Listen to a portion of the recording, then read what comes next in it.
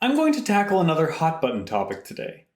The end times are widely debated among Christians and non-Christians alike. One of the points people can't seem to agree on is who will be taken and who will be left behind when Jesus returns.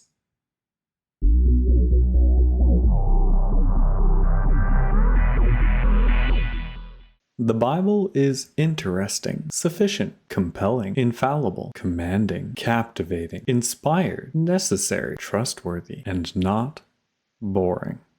If you like the content, please don't forget to like, subscribe, and share with your friends. This happens to be a topic I am very passionate about. I think by the end of my explanation, you will really start to see the truth behind this passage. It's very important to understand in this passage that one person is taken and the other one is left behind. That's it. That's what's important. Even if we could know for certain which person would be taken, it wouldn't matter in the slightest. This judgment event is out of our control. The only thing that matters is that there will be a separation of followers and those who have gone astray. We cannot prepare for either eventuality, only the eventuality that either will happen. Jesus tells us to constantly remain vigilant about his return. Don't live a life of sin thinking you'll just snap out of it right before Jesus comes and gets you. It's not honoring to God, and honestly, it's not worth the risk. I did attempt to look into the Greek and read a number of different commentaries. And the bottom line is that the smartest people in the room make good cases for either outcome. What we can agree on is that Jesus is coming again, and we need to be ready. Matthew chapter 24. As Jesus was leaving the temple grounds, his disciples pointed out to him the various temple buildings.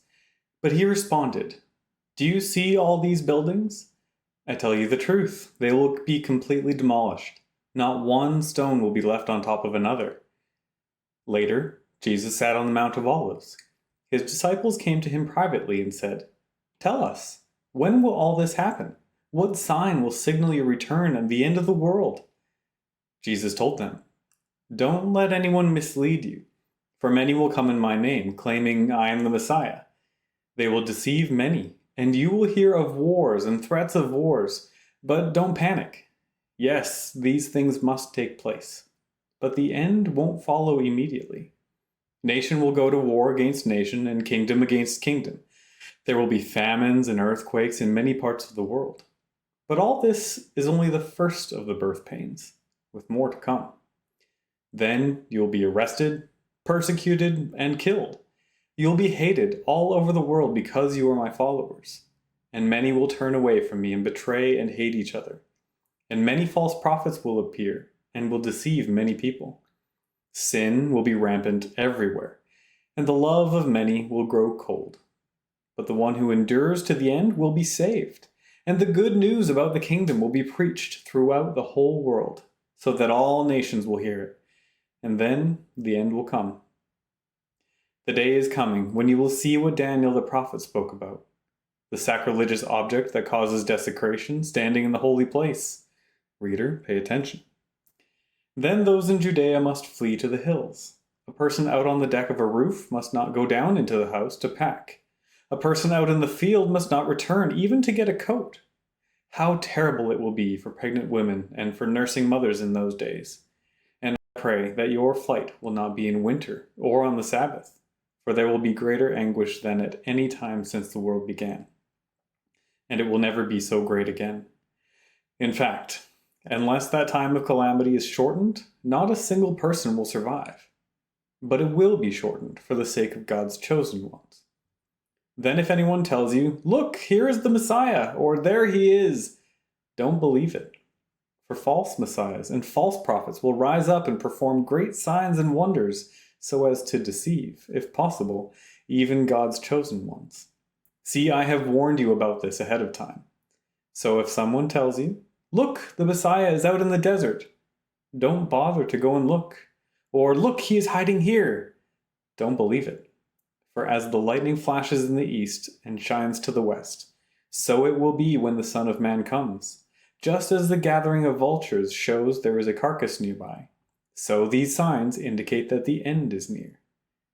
Immediately after the anguish of those days, the sun will be darkened, the moon will give no light, the stars will fall from the sky, and the powers in the heavens will be shaken. And then, at last, the sign that the Son of Man is coming will appear in the heavens, and there will be a deep mourning among all the peoples of the earth. And they will see the Son of Man coming on the clouds of heaven with power and great glory. And he will send out his angels with the mighty blast of a trumpet, and they will gather his chosen ones from all over the world, from the farthest ends of the earth and heaven. Now, learn a lesson from the fig tree. When its branches bud and its leaves begin to sprout, you know that summer is near. In the same way, when you see all these things, you can know his return is very near, right at the door. I tell you the truth, this generation will not pass from the scene until all these things take place. Heaven and earth will disappear, but my words will never disappear.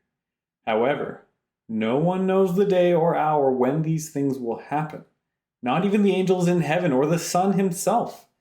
Only the Father knows. When the Son of Man returns, it will be like it was in Noah's day. In those days before the flood, the people were enjoying banquets and parties and weddings right up to the time Noah entered his boat. People didn't realize what was going to happen until the flood came and swept them all away. That is the way it will be when the Son of Man comes. 2 men will be working together in the field. One will be taken, the other left. 2 women will be grinding flour at the mill. One will be taken, the other left. So you too must keep watch, for you don't know what day your Lord is coming. Now understand this. If a homeowner knew exactly when a burglar was coming, he would keep watch and not permit his house to be broken into. You also must be ready all the time, for the Son of Man will come when least expected. A faithful, sensible servant is one to whom the master can give the responsibility of managing his other household servants and feeding them. If the master returns and finds that the servant has done a good job, there will be a reward. I tell you the truth, the master will put that servant in charge of all he owns. But what if the servant is evil and thinks, "My master won't be back for a while," and he begins beating the other servants, partying and getting drunk? The master will return unannounced and unexpected, and he will cut the servant to pieces and assign him a place with the hypocrites. In that place there will be weeping and gnashing of teeth. I hope you enjoyed some not boring Bible reading.